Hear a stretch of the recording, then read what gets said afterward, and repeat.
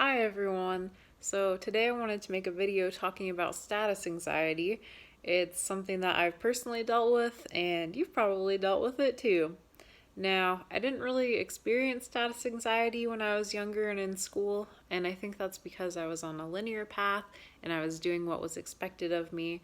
I was really good at what I was doing. I always got good grades. I was able to graduate from college a year early. So I felt like I was in the right place and I was very competent um, in my career. So then I graduated from college and everything kind of changed. Um, I wasn't quite sure what I wanted to do after I graduated from college. I had always envisioned myself going to grad school right away, but I wasn't really in a place where I was ready to do that. I hadn't finished all my prereqs, and my health wasn't that great, so I decided to move back in with my parents for a year. And during that time, I worked a bunch of different jobs, um, and none of them were really like career jobs. They weren't high status and they didn't pay super well, but they were really great learning experiences. So I'm really glad that I did them. And then after that year was up, I got married to my husband and we moved to a new area and I had to look for a new job. And kind of was hard to find a job that I wanted right away, even though I had experience in the field that I wanted to work in. I still wasn't able to get the job that I wanted. So I decided, I like kids, so I think I'll be a nanny in the meantime until I can find something that I want to do and something that's a little better. So I was a nanny for a few months and I enjoyed that. I think I learned a lot from it, and it's cool because you're making a positive impact in kids' lives even though it doesn't pay super well. It's not very prestigious, especially if you have a college degree. It's kind of like, oh man, why am I doing this job? So, yeah, that's what I did for a little bit. And during this time, my husband and I went to an event and we were seated by a woman who had the same career that my husband currently has. She had recently retired, but she had done really well in her career. She had climbed the ladder and she had done a lot in her job. So her and my husband were talking a lot, obviously, about what they did. They had really interesting stories to share, and I was just kind of sitting there like, yeah, I'm a nanny. I'm not that interesting, but I'm down to listen to the interesting stories that you guys have.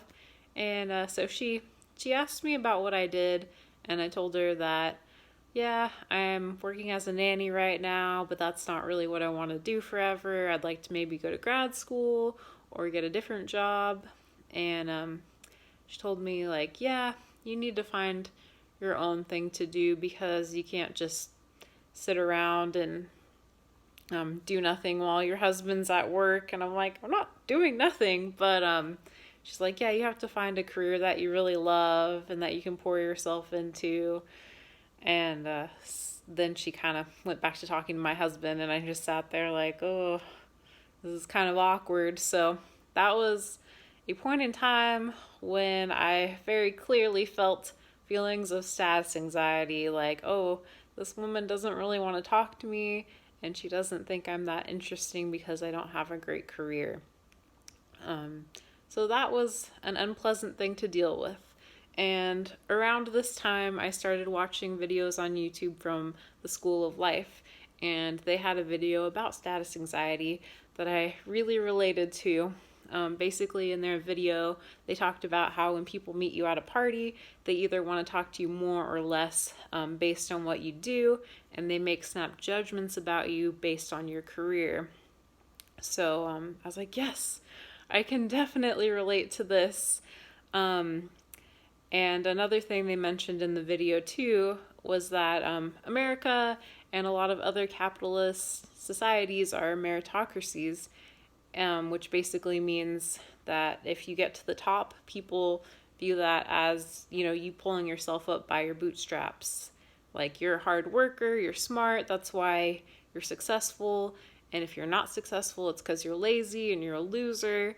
And that is true to some extent for some people, but we ignore luck and we ignore that some people have really good connections and that helps them get to the top. Or some people have really terrible things happen to them in their life, and so they don't always do super well and climb the ladder. So that video was like, yes, this is really encouraging. This is definitely something that I've struggled with. And then I started looking at my friends as they were graduating from college and figuring out young adult life.